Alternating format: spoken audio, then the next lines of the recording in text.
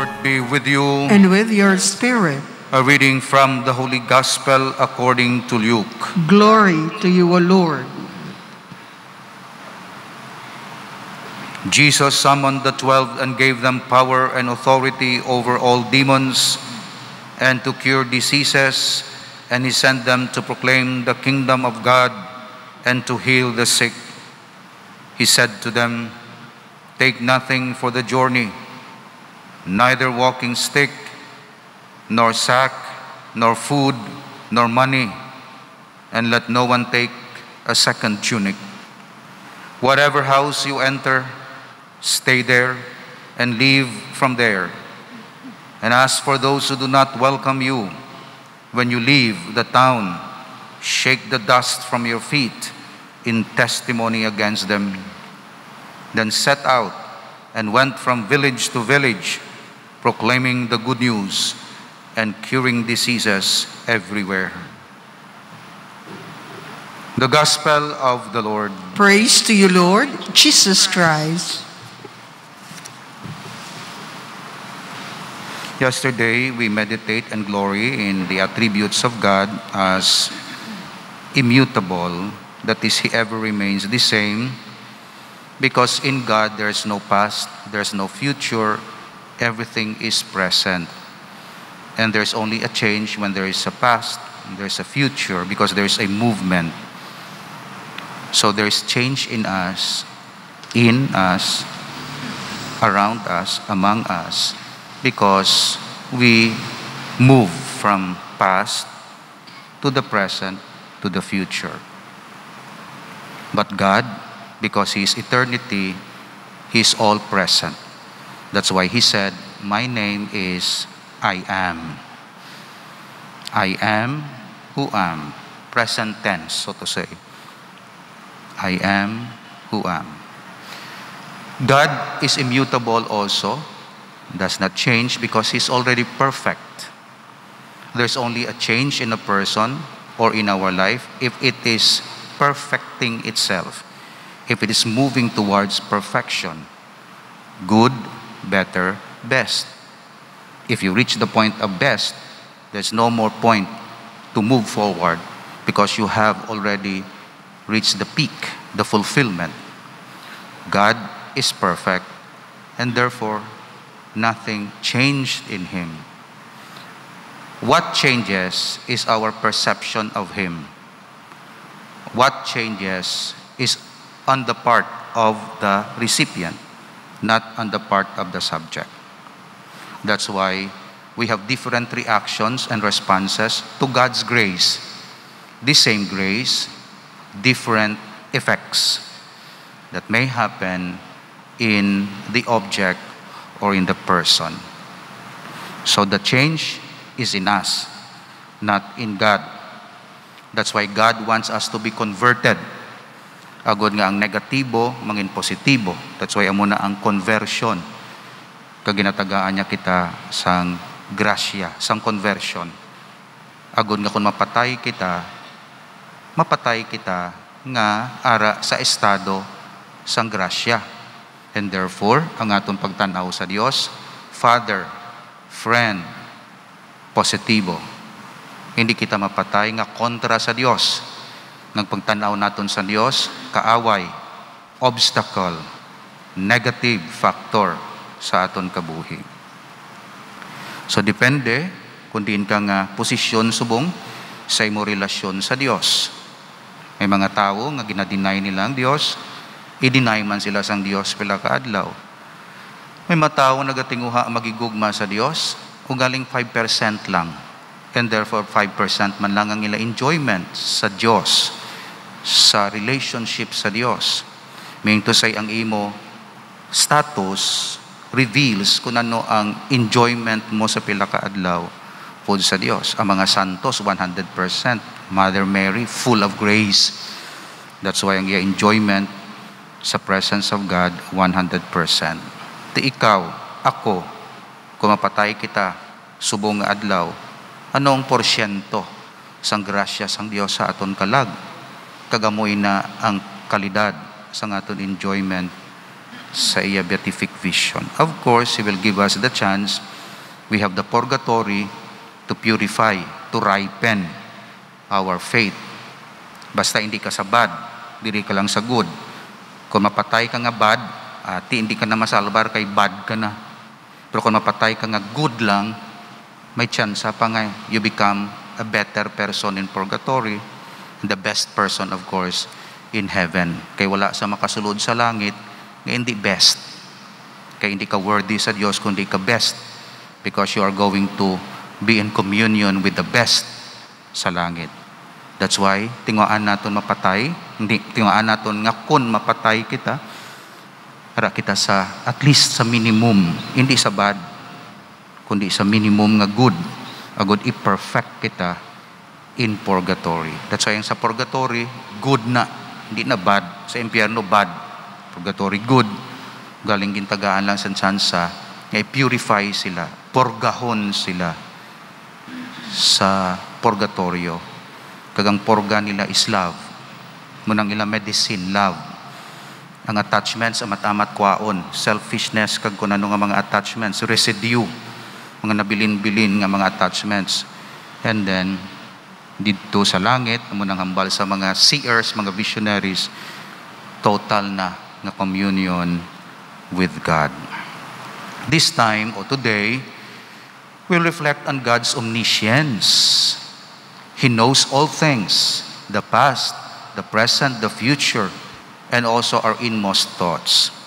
Medyo philosophical ini, paunahan ta kamo, nga ang knowledge of God or foreknowledge of God is not the cause sang aton destination, predestination. Hindi tungod balaan sang Dios amo na matabo sa imo, kundi nga ginobra mo ni kag balaan sang Dios ang pattern sang behavior, balaan sang Dios ang imo heart, mapredict ya, mabalaan ya kun din ka padulong. Pero sang doktor, balaan niya nga mapatay ka na, pero ang iya ihibalo hindi ang cause sang imo kamatayon, kay balaan niya mapatay no. The cause sang imo kamatayon is not the knowledge of the doctor. Ang cause sang imo kamatayon, cancer. Pero ang doktor, tungod nga naka-eskwela siya, balaan niya ang patterns. Amunang patterns sa kalabanan. Kung magamu ka sini, magamu sini, 3 na nakabulan, 6 kabulan, except may mga exceptions man. Pero generally, amuna. So, ang cause sang kamatayon mo is not that the doctor knows nga mapatay ka, kundi nga makita niya, maforsiya ang movement, kamabalaan niya, amuning matabo. The same sa hampang sang chessboard. Okay? So, pila ka steps advance ang imo kontra. So, kung pala kung amuning duso ya, laban-laban amuni. So, damo possibilities. Kita pila man lang ka possibilities makita ta. Pero ang Dios sa kada move mo, damo possibilities. Amuning imuon mo, kita sang Dios ang possibilities. Amuni, makita yang possibilities. That's why ang iyan knowledge is not the cause sang imo damnation o sang imo salvation. Ang knowledge siya is alam siya, gintuga ya, mabalaan niya kung diin ka padulong. That's why dapat ang reaction sang tao kay God is omniscient to listen to Him. Balaan sang Dios nga, anak, kung amuning pilion mo nga dalan, kalaglagan gina, magkorupsyon ka mo, kalaglagan na, magtadlong inyo kabuhi and be converted, way of the cross, pero kaayuhan. O pili ka mo, tapos kay nalaglag ka to, basulon mo ang Diyos, balaan mo galing nga malaglag ko, pinabayaan mo, why ka ginpabayaan? Ginwarningan ka. Ikaw ang nag-decide. Kadamo sang choices mo, kalaglagan o kaluwasan. Kung sumdon mo ni obedience, kaluwasan. Disobedience, kalaglagan. O nag-disobey ka, kalaglagan. Basulon mo ang Diyos, kaya nalaglag ka dito. It's your decision. Pero ginwarningan ka. That's why because God is omniscient, mamati kita sa iya words. Mamati kita sa iya guidelines. Matian tang Bible. Wala na kita ginpabayaan, aranan na sa Bible. Pero nag-resist ang tao. Ang balasang Diyos, violate niyo ang 10 Commandments, Abi nyo, kaayuhan na, kagauswagan? No. In the long run, kalainan nyo na. O, tanawa bala. I-allow nyo ang divorce, abi nyo, kaayuhan na, kalaglagan na. Allow nyo ang abortion, illegalize nyo, abi nyo, kaayuhan na, kalaglagan na. Kay tungod ang tao, gusto ya pleasure, kag kung ano-ano dira, kag muna. Well, sang malaglag sa dito, kag mahulog sa pilas, naglain naman ang iya narrative. Nya, gintuga-tuga mo ko, kag ipabayan. No. Pero sang parents, anak, kung tuon, magtuon ka maayo, mangin successful kagid. O, kung di ka magtuon, di ka mangin successful. O, karon kay duway ka nagtuon, kag di ka successful. Hambalon mo imo parents, nga ginbata-bata mo ko, tapos pabayan. Huwag kagin pabayaan. Imo na desisyon. Kaway ka na mati. Kaway ka nagsunod. That's why it's good na makilala natin nga God is omniscient and will be convinced nga He knows better para sa aton kaayuhan. Kung sa aton iya nga tanaw is here only and not over there. Aton lang bala. Now, not then. Pero ang Diyos, now and then, and here, and there. Pero kita kay mayopik mo, aton lang ya, subong lang enjoyment, subong lang, bahala, daya magmalasakit sa pilak adlaw, basta ga-enjoy ko ya kung sang tamis, kag, basta, na.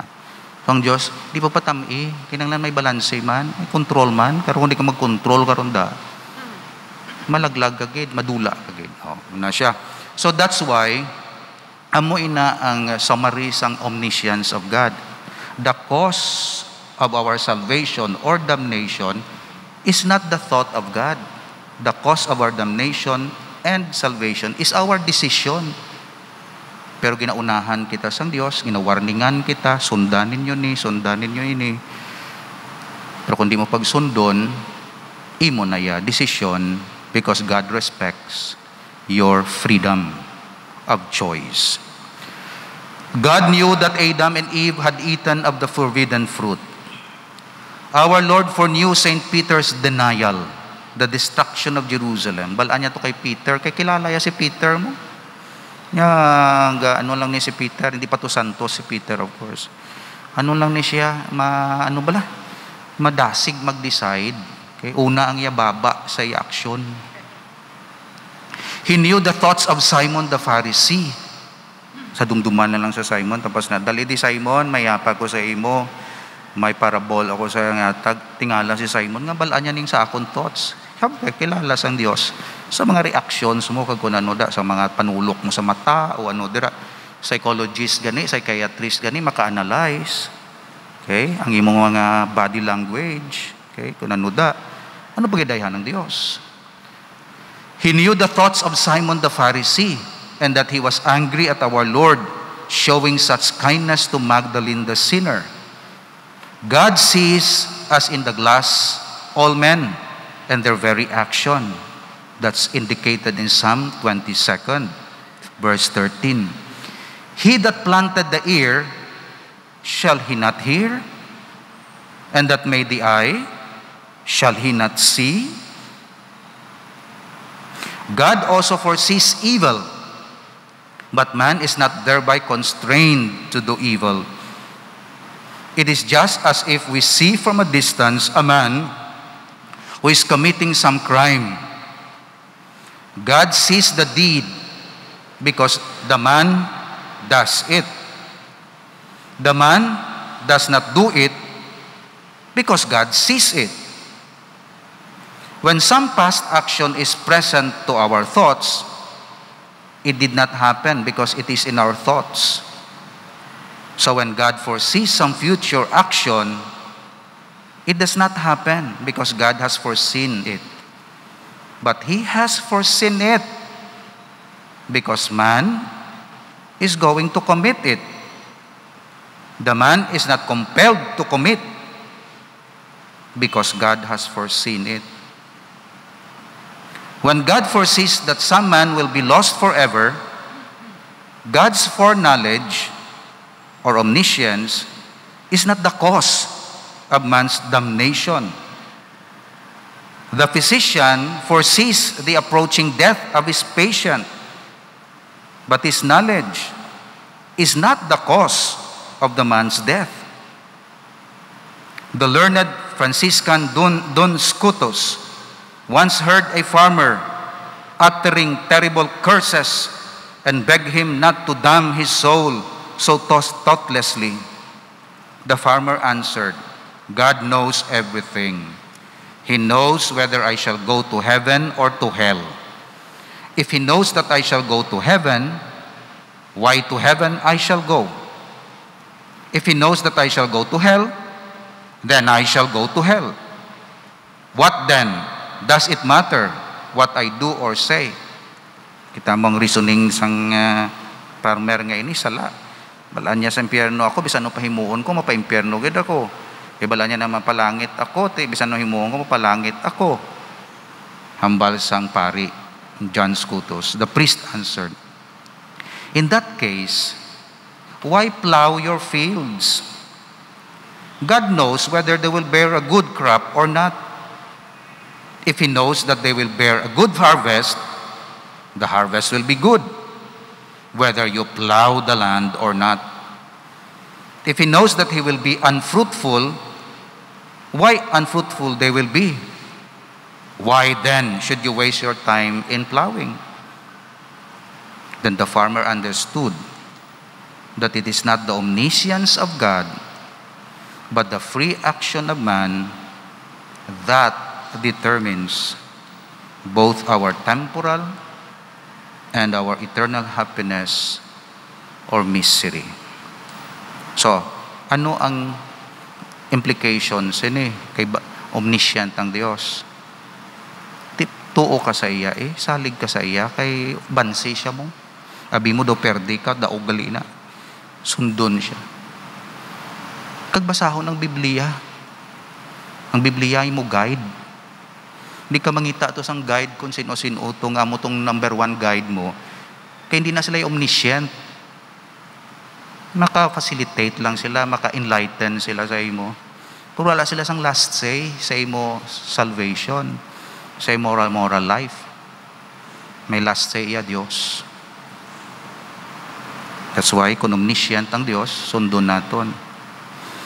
Ang wala ga sunod sa Dios, either proud or know it all. Sa COVID subong, puro silang bala science ni. Kung may spiritual dimension man ni. Ang aton mga leaders, naga-decide para sa aton. Kabalo bala sila sa implications ini. Kung tutok lang sila sa amon ni, kung hindi sila open sa Holy Spirit, sa discernment, sa guidance, iti ilaya material lang. Kung wala sila kabalo, God knows better because He is omniscient. So, pamatian naton siya, pero ibutang naton sa aksyon. Ang aton aksyon, response sa iya guidance, kay kita yan na mo, ang padulungan. So, kung i-set aside mo ang Diyos, kag ikaw niya, mag-decide para dira, laban-laban masulod ng mga intereses, mga korupsyon, mga kung ano-ano dira, economic, medical ni, economic naman, tapos medical issue ni, nagpolitika naman ni. Kaya tawo kita mo. Tawo. Yung kasulod ang politika, nga hindi kasulod ang spiritual how. Medical ni, minapasulod politika, tiyang spiritual ya, wala man napasulod how. Dapat may spiritual dimension man.